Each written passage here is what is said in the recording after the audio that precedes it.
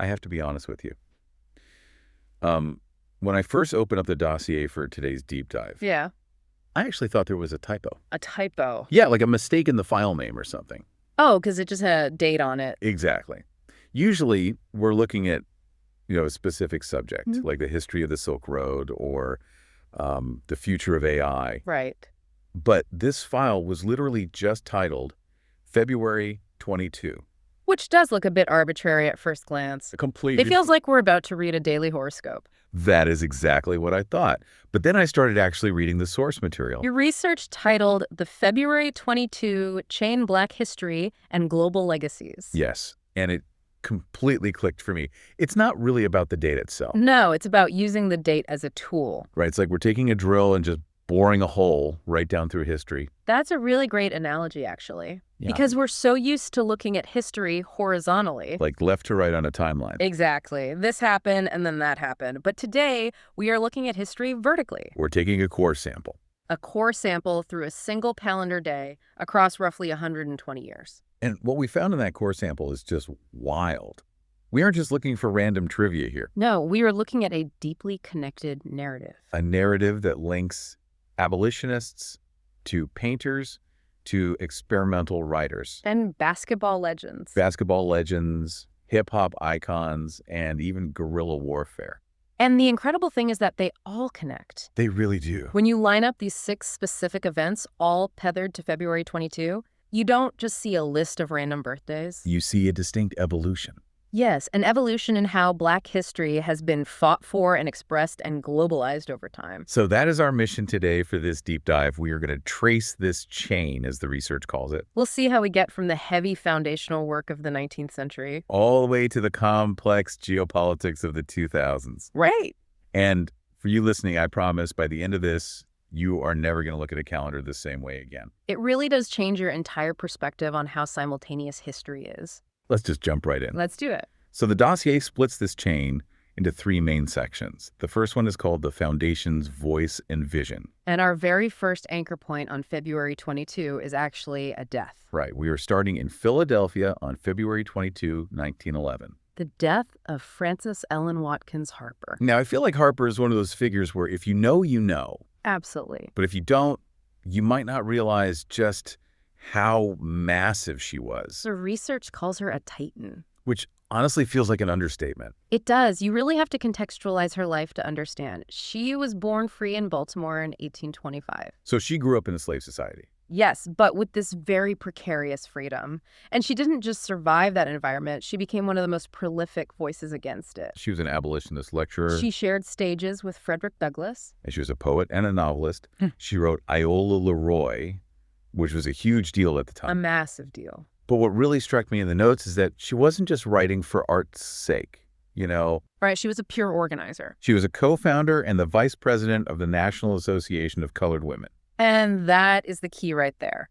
Yeah. Harper represents the politics of respectability and moral suasion. Moral suasion. Yeah, she believed that through literature, through upright living and political organizing, she could appeal to the moral conscience of the entire nation. She fought for abolition, and then after the Civil War, she pivoted hard to suffrage and temperance. So why is her death on February 22, 1911, the start of our chain? It's the handoff, right? Exactly. Think about the year 1911. The Civil War is drifting into memory. Reconstruction has failed. And the Jim Crow era is hardening into law. Right. Harper belongs to that 19th century generation of resistance. The ones who fought chattel slavery directly. So when she passes away on this date, it's really like the closing of a chapter. It symbolizes the bridge between the anti-slavery movement and the incoming civil rights battles of the 20th century. The torch is physically passing from the generation of Douglass and Harper to the generation of Du Bois and eventually King. But here is where the chain gets really interesting. Because as that voice goes silent on February 22, another vision is already taking shape. Right, we have a birthday on the exact same date. February 22, 1888. Horace Pippin is born. And the contrast here is just fascinating. It's night and day. Harper was polished. She was an orator, a woman of letters. And Pippin? Pippin was working class. He was self-taught. And his medium wasn't words, it was paint. His story is honestly one of the most incredible things in this entire dossier. It's powerful. He was born in Westchester, Pennsylvania, but his life is really defined by his service in World War I. He was part of the Harlem Hellfighters, The 369th Infantry. a segregated unit, famously. They spent more time in combat than almost any other American unit. And he gets wounded in combat, a sniper shot to the right shoulder. Right. This is the detail that just blew my mind. Mm-hmm. The research says he taught himself to paint as part of his rehab. But because of the injury, he couldn't lift his right arm. He couldn't lift it at all, so he had to use his left hand, his good hand, to grip his right wrist. And physically guide his arm across the canvas. Just imagine the effort that takes. Every single brushstroke is a physical struggle. But that struggle is what makes the work so profoundly powerful. This is what the expert notes call visual testimony. Visual testimony. Yeah. Harper used speeches to testify against injustice. Yeah.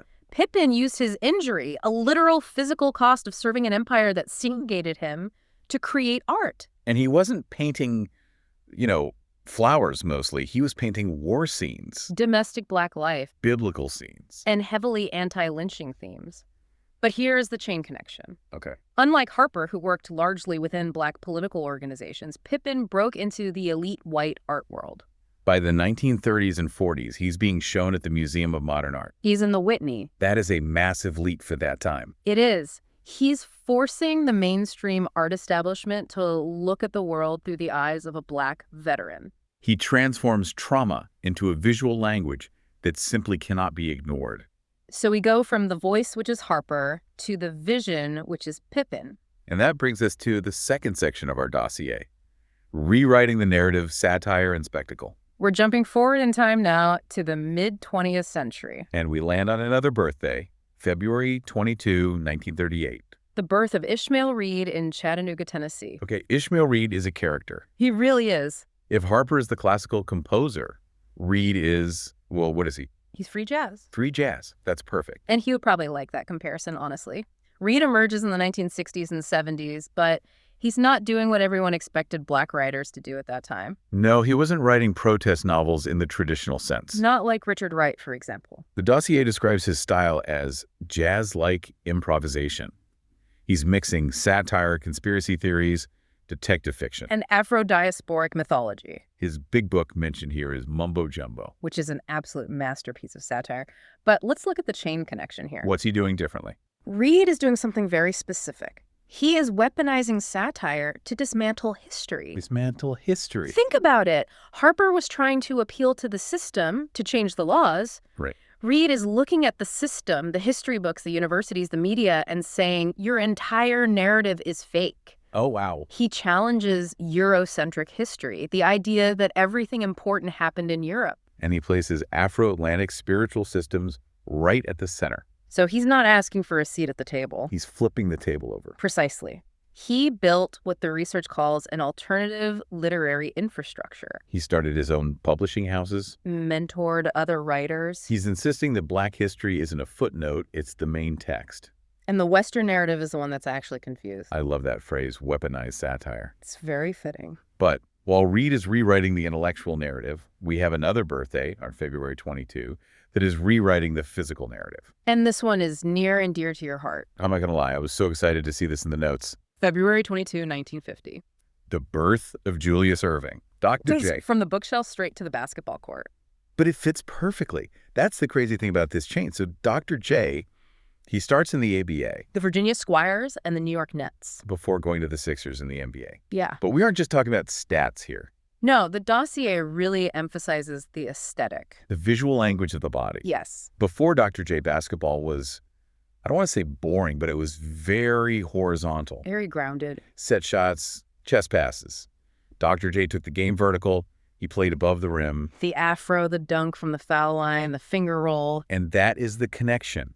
The research calls this the translation of Black neighborhood play into global spectacle. Let's unpack that because it's crucial. Go for it. That style of play, the improvisation, the flair, it came from the playgrounds. It came from a very specific cultural context. Exactly. And Dr. J brought that unapologetically into the professional arena. He made the Black body a site of incredible creativity. And frankly, commercial power. He was the first true rock star of basketball. He really was. And this links right back to Pippin. How so? Pippin used visual art to gain visibility. Dr. J used athleticism. But Dr. J represents a moment where that visibility becomes a global commodity. Right. He's selling tickets. He's selling sneakers. He's becoming a massive pop culture icon. It's a huge shift in power dynamics. You go from fighting for basic legal rights to shaping the cool of the entire planet. Exactly. But shaping the cool doesn't always mean you hold the keys to the kingdom. No, it doesn't. And that tension leads us perfectly into our third section. Breaking gates and global realities. We are jumping to February 22, 1989. The 31st Annual Grammy Awards. This is such a pivotal moment in music history. So it's 1989. Hip-hop is exploding everywhere. It's clearly not a fad anymore. And the Recording Academy finally decides to create a category for it. Best Rap Performance. And the winners are DJ Jazzy Jeff and the Fresh Prince Will Smith for Parents Just Don't Understand. A classic track. Very accessible. Super accessible. But here's the conflict, and this is the part that always shocks people who didn't live through it or don't know the history. The Grammy said congrats on the award. But we aren't going to televise it. Imagine that. We acknowledge you exist, but we don't want to show you to middle America during prime time. It's the ultimate gatekeeping. They wanted the credibility of having the category. But they didn't want the culture that came with it. And this is where the chain connection kicks in, the response to that disrespect. It wasn't a politely worded letter like Harper might have written in 1890. Yeah, it was a full boycott. I shut it down. Will Smith, Jazzy Jeff, Salt and Pepper, LL Cool J, all the heavy hitters refused to attend the ceremony. They were effectively saying, we are the culture. You need us more than we need you. And that is a direct line right back to Ishmael Reed. It's that absolute refusal to let the institution define your worth. Reed built his own publishing house. And these artists built their own platform. And it worked too.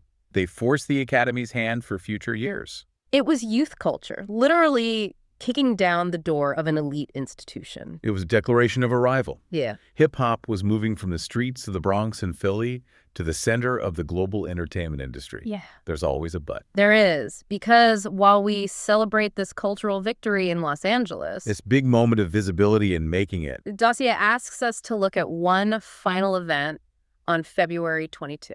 And this one takes us very far away from the red carpet. Yeah, this is a hard pivot. We are moving to February 22, 2002.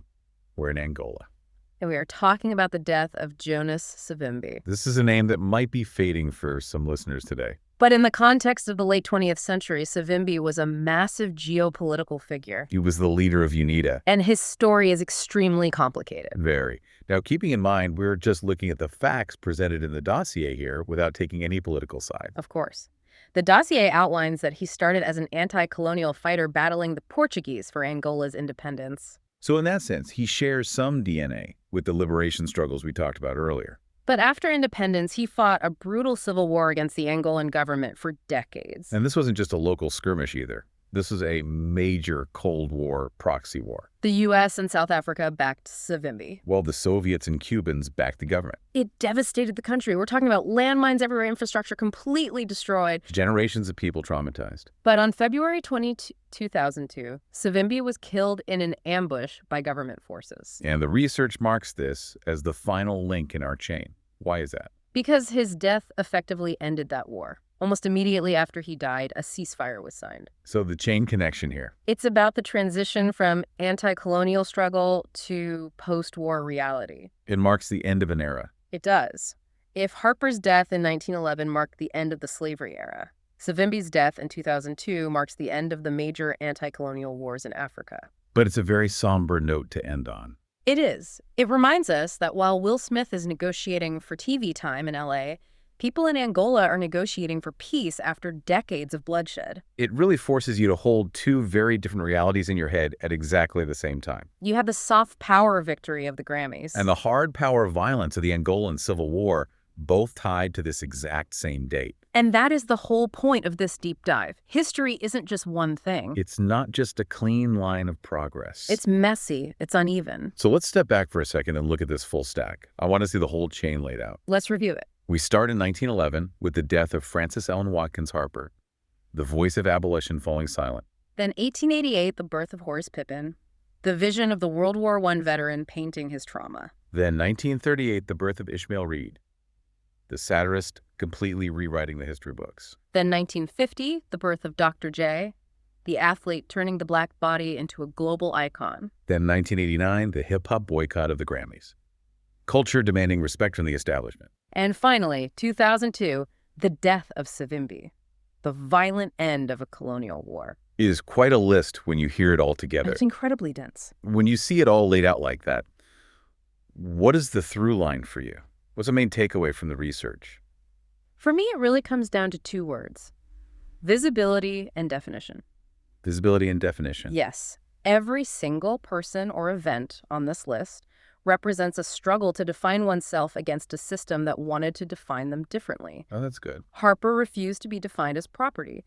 Pippin refused to be defined as just a disabled laborer. Reed refused to be defined by the Western canon. Dr. J refused to be defined by the floor. He went to the air. The rappers refused to be defined as just a passing fad. And Savimbi, well, he fought a war to define the political future of his nation, for better or worse. It's all about agency. Exactly. Who gets to tell the story? Who gets to hold the pen or the paintbrush or the microphone? And by drilling vertically through February 22, we see that this struggle for agency shifts over time. It moves from basic legal rights to artistic expression. To cultural dominance, to geopolitical power. It evolves. But that core drive to be seen and to matter remains exactly the same. It's constant. It really makes me wonder about other dates on the calendar. Oh, absolutely. Like if we drilled into, say, October 14th or July 3rd, would we find a similar chain? I guarantee you would. History is so dense. We usually just skim the surface.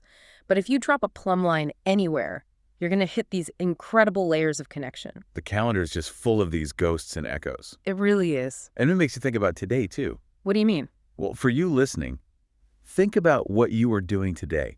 What history is happening right now on this random calendar day that's going to connect to someone born 100 years from now? Oh, that's a brilliant point. We're all just invisible links in a chain that hasn't been fully mapped out yet. The things we're casually doing or the media we're creating today might be the exact foundation someone else builds their entire movement on decades down the line. We don't even know what vertical slice of history we're participating in right now. Well, I think we've given you plenty to chew on with that thought. Definitely. But we always like to leave you with a little bit of homework, something to keep the conversation going in your own head. Right.